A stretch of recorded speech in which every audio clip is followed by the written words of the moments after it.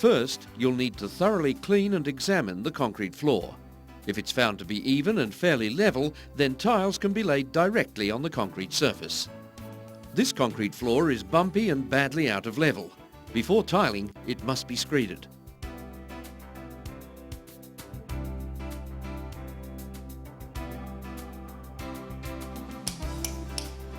To ensure stability on a smooth or shiny floor, the surface is keyed by pitting it with a hammer and cold chisel. Since this is a learning exercise, you will see only one 30 centimetre wide strip. If you decide to key, you'll need to pit the whole area. For your screed mix, you'll require a shovel, buckets, water, cement and the right kind of sand. This yellow plaster sand is the right one. This white washed sand is not. Yellow plaster sand has different sized grains. On the other hand, white sand has grains roughly the same size. Therefore, yellow plaster sand mixes better with cement, making a perfect 4-to-1 mix.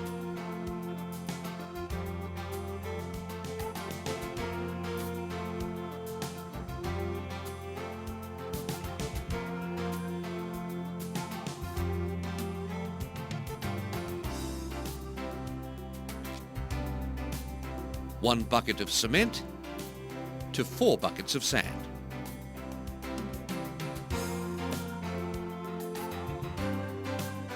Make sure that the sand and cement is well mixed. You'll need to move your pile, shovel by shovel, to one side.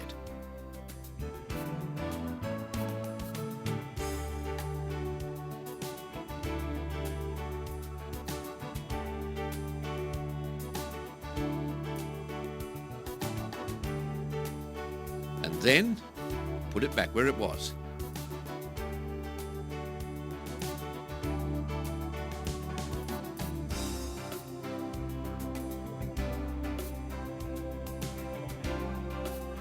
In order to add the water, you'll have to do the same exercise again. If you can get a friend to help you, it'll be a lot easier.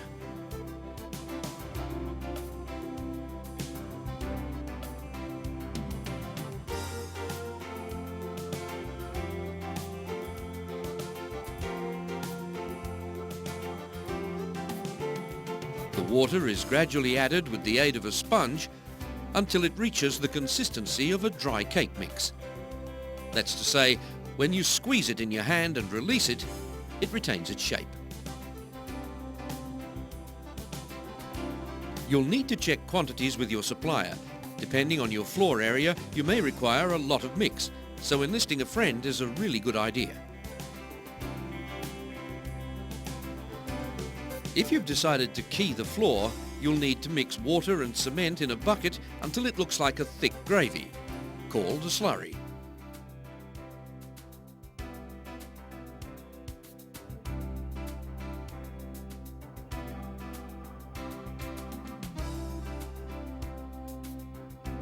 You pour this directly onto the keyed area and spread it with an old broom.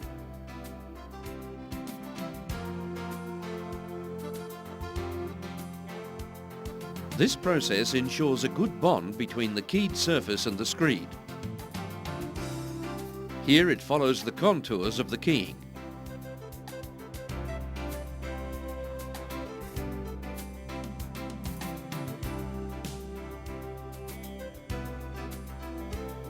Then you add your first screed strip and spread it with the steel float.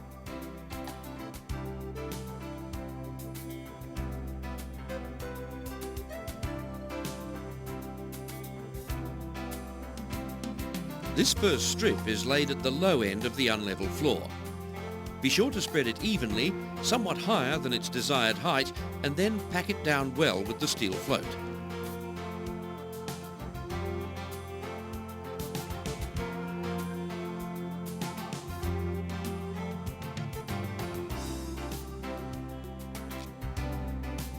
Then, using the straight edge, remove the excess mix from the screed strip and check for level until the desired height and level is achieved.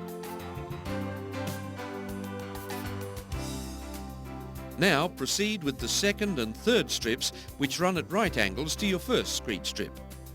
Here you see the third strip being spread and compacted.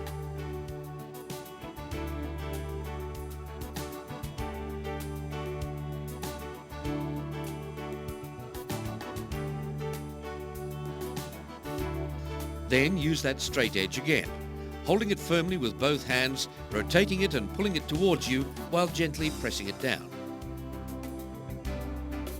Check again for level, and then clean up the excess.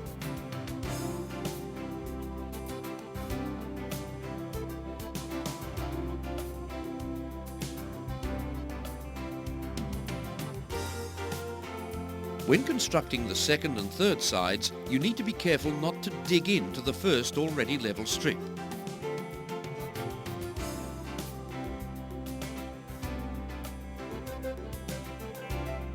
When you're sure that your three sides are level, you can lightly apply the wooden or plastic float to achieve a perfectly level surface.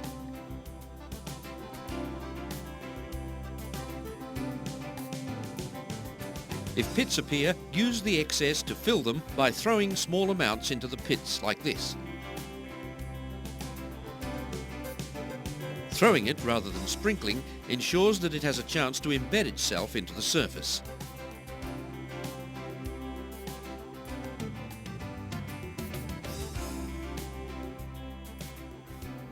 And when you've finished your three sides, it should look something like this.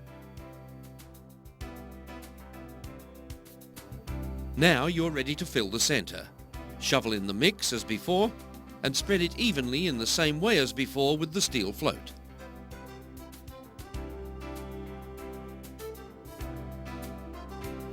Level it with the straight edge, being very careful not to dig into your already level strips.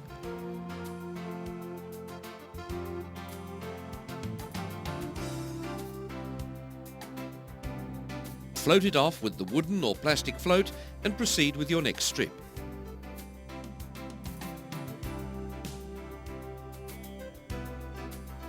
Be careful never to let the strip get wider than you can reach with ease, and simply repeat the compacting, levelling and floating process.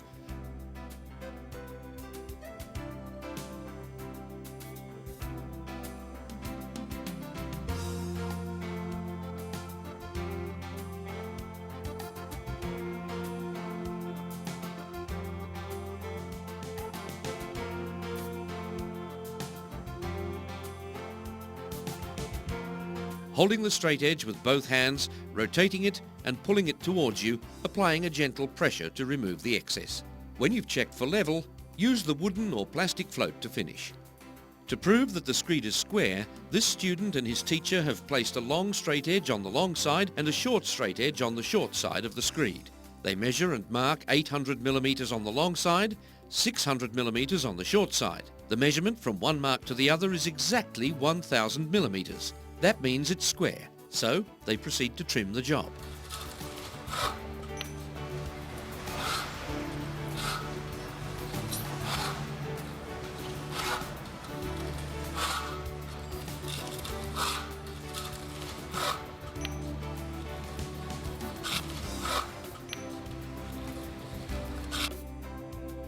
Using the trimmed edges, they measure the exact width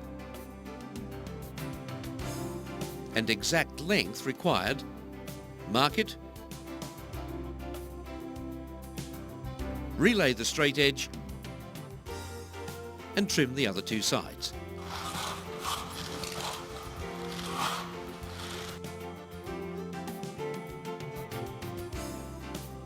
The long straight edge is then laid on the screed diagonally for the crucifix level test.